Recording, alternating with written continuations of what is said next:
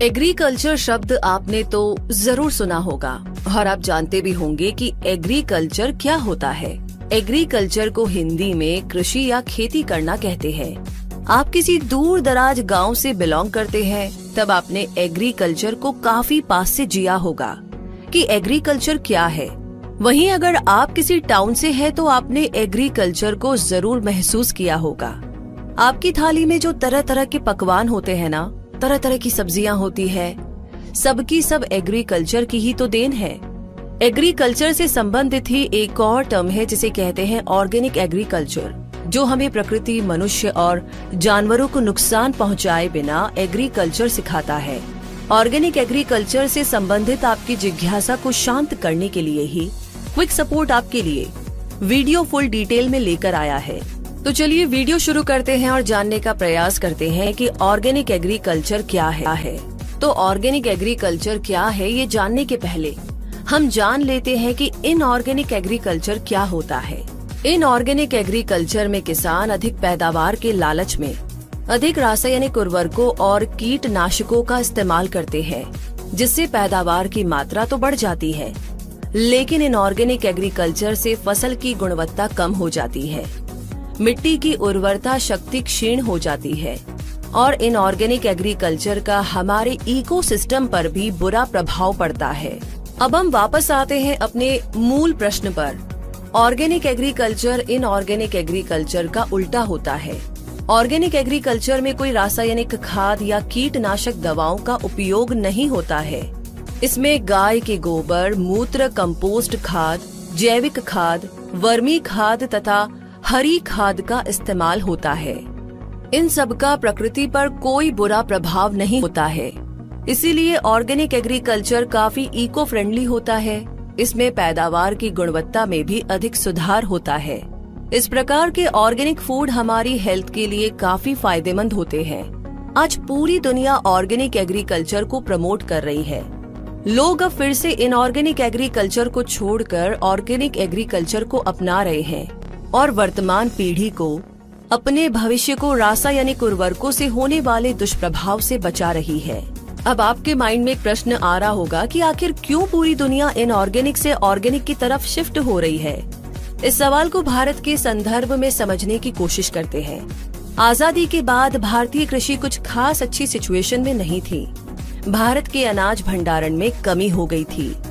60 के दशक में तो हालत ऐसी थी कि कुछ बाहरी मुल्कों से अनाज आयात किए गए। परंपरागत तरीके से खेती करने से ज्यादा पैदावार की प्राप्ति नहीं हो रही थी। इस विकट संकट से बचने के लिए भारत में हरित क्रांति लाई गई। हरित क्रांति के आने से भारतीय कृषि का काया पलट हो गया।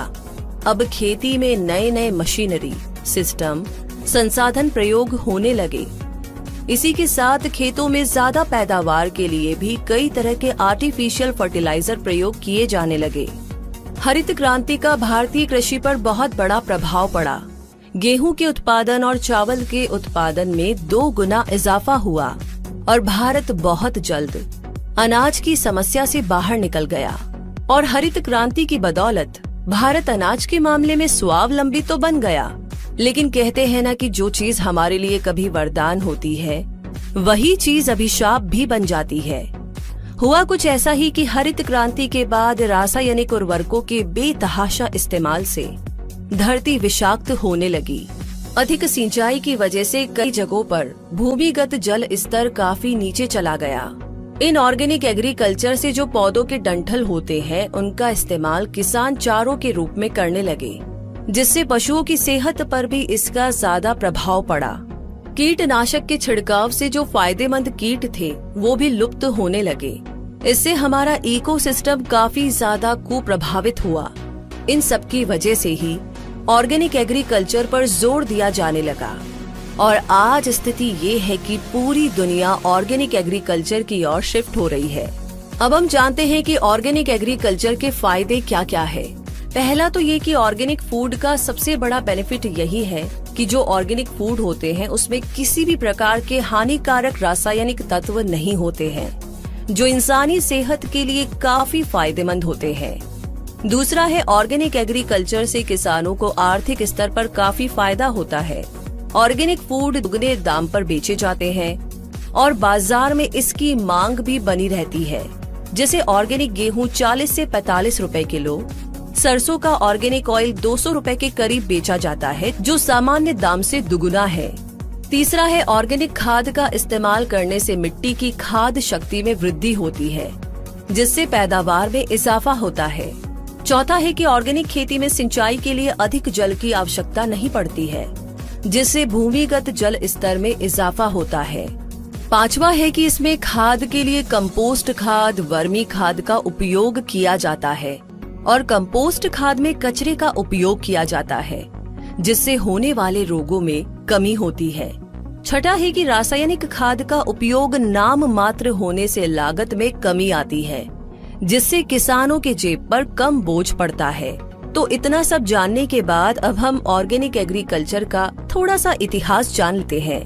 जितने भी पारंपरिक तरीके हैं खेती करने के, सबके सब ऑर्गेनिक होते थे, क्योंकि पहले समय के लोगों के पास खेती का कोई इनऑर्गेनिक तरीका नहीं होता था। इसीलिए ऑर्गेनिक एग्रीकल्चर का इतिहास एक तरह से एग्रीकल्चर का ही इतिहास है। बस बीच में कुछ अंतराल के लिए इनऑर्गेनिक एग्रीकल्चर का दौर आ गया था। फिर से विश्व भर की सरकारें ऑर्गेनिक एग्रीकल्चर को बढ़ावा दे रही है और कई एनजीओ भी इस क्षेत्र में कार्यरत है और वे किसानों को प्रशिक्षित करते हैं और ऑर्गेनिक एग्रीकल्चर को लेकर किसानों के बीच जागरूकता बढ़ाई जा रही है। आज यूट्यूब पर भी कई सारे किसानों की सक्सेस स्टोरी है, जो ऑर्गेनिक एग्रीकल्चर से लाखों कमा रहे हैं और बाकी किसानों के लिए प्रेरणा के स्रोत बने हुए हैं। अब आइए हम जान लेते हैं कि किस किस देश में ऑर्गेनिक एग्रीकल्चर की क्या क्या स्थिति है। वैसे तो आज पूरे विश्व में ऑर्गेनिक एग्रीकल्चर की सकारात्मक लहर दौड़ी है, लेकिन फिर भी कई सारे देश इस दौड़ में काफी ज्यादा आगे हैं, तो कई सारे देश इस दौड़ में अभी भी काफी पीछे है। Research institute of organic agriculture के 2018 की रिपोर्ट के अनुसार ऑस्ट्रेलिया, अर्जेंटीना, चाइना और यूनाइटेड स्टेट के पास सबसे ज्यादा ऑर्गेनिक लैंड है। भारत में भी ऑर्गेनिक एग्रीकल्चर को सपोर्ट करने के लिए भारत सरकार ने परंपरागत कृषि विकास योजना लॉन्च की है, जिसका उद्देश्य किसानों को शामिल करते हुए ऑर्गेनिक प्रोडक्ट के डोमेस्टिक प्रोडक्शन तथा सर्टिफिकेशन में तेजी लाना है। इसके साथ साथ एशिया, यूरोप, अफ्रीका आदि के महादेशों में भी ऑर्गेनिक एग्रीकल्चर पर काफी जोर दिया जा रहा है। वैसे दोस्तों, अब आपको समझ में आया होगा कि ऑर्गेनिक एग्रीकल्चर क्या है और ऑर्गेनिक एग्रीकल्चर से क्या क्या फायदे हैं, इसका इतिहास क्या है और पूरे विश्व में इसके प्रति क्या प्रतिक्रिया है। ये सब जानने के बाद क्विक सपोर्ट को उम्मीद है कि ऑर्गेनिक एग्रीकल्चर से जुड़ी सारी जानकारी आपको मिल गई होगी और पसंद भी आई होगी। आगे भी इस प्रकार के अनूठे और लाजवाब वीडियो इफेक्ट के साथ जानकारी हासिल करने के लिए हमारे चैनल को सब्सक्राइब करें और बेल आइकन को प्रेस करना ना भूलें। इसी के साथ दोस्तों, आजकल लोगों ने ऑर्गेनिक एग्रीकल्चर की बात करें तो घर में ही सब्जियां और बाकी सारी चीजें उगानी शुरू कर दी है। घर का हेल्दी खाना वो खाते हैं। एक तरीके से छोटे रूप में ऑर्गेनिक एग्रीकल्चर लोग घर पर अपना रहे हैं। वैसे ये कैसे होता है, इसकी सारी जानकारी आपको इंटरनेट पर मिल जाएगी। तो आजकल काफी लोग इस दिशा में काम कर रहे हैं और आप भी इस दिशा में काम करना चाहते हैं तो हमारी शुभकामनाएं आपके साथ हैं। इसी के साथ ये वीडियो आपको कैसा लगा, ये जानकारी आपको कैसी लगी, कमेंट बॉक्स में लिख करके आप हमारे साथ शेयर कर सकते हैं। और आगे किस बारे में आप जानना चाहते हैं, कमेंट बॉक्स में लिख करके हमें जरूर बताएं। हम पूरी कोशिश करेंगे आपके लिए जल्द से जल्द ये जानकारी उपलब्ध कराने की। तब तक के लिए ध्यान रखिए अपना बहुत सारा, खुश रहिए, धन्यवाद।